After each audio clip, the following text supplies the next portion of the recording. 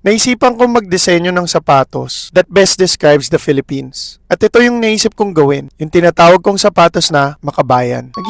Pinag-isipan ko talaga anong kulay ilalagay ko, paanong combination, and then ilang araw ko rin siyang pinagtrabahuhan until lumabas sa akin itong sapatos na to. Tinatawag natin siyang makabayan. Ngayon, na nagawa ko na yung sapatos, iniisip ko sino yung pwede kong mabigyan para mabigyan ako ng feedback talaga kung maganda o pangit yung sapatos. Naghanap ako. Tiningnan ko lahat ng mga Filipino personalities that best describes ang pagiging makabayan. Hinanap ko isa-isa. At nadiscover ko na isa sa mga taong ito ay si Kuya Kim. Nag-decide akong pumunta sa GMA7. Hindi ko alam kung mamimit ko si Kuya Kim o hindi at hinanap ko siya sa lahat ng sulok ng GMA7. Pumunta ako sa Studio 7. Umabot din ako sa Herman Moreno Studio. Pagdating ng Herman Moreno Studio, nasaktuhan ko TikTok Clock yung show. O nga, host dito si Kuya Kim. At nakita ko na si Kuya Kim, ayun siya, nandun siya sa dulo. Naghintay ako na matagal habang ginagawa niya yung show at naghintay ako matahimtim para lang makilala siya at makausap. Sinundan ko siya hanggang sa dressing room. Pagdating namin sa kwarto, medyo kinakabahan na ako kasi malaki respeto ko talaga kay Kuya Kim. Pagka-meet ko kay Kuya Kim, ito na ang sumunod na nangyari.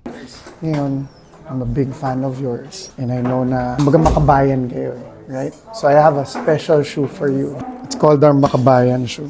Ganda naman ito. Sa Philippine colors natin, Kuya Kim. Panalo. Di ba?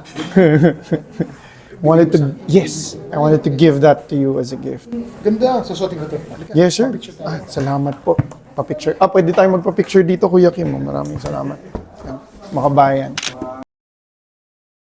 Dream fulfilled, sir. Wow, grabe. Hindi ko na-expect na magugustuhan ni Kuya Kim yung ginawa kong sapatos. Pero this just proves na maganda talaga at it represents being makabayan yung sapatos natin. I can't wait to share this to my Fin Cotton community para din mapakita nila at may pamalas kung paano maging isang tunay na makabayan.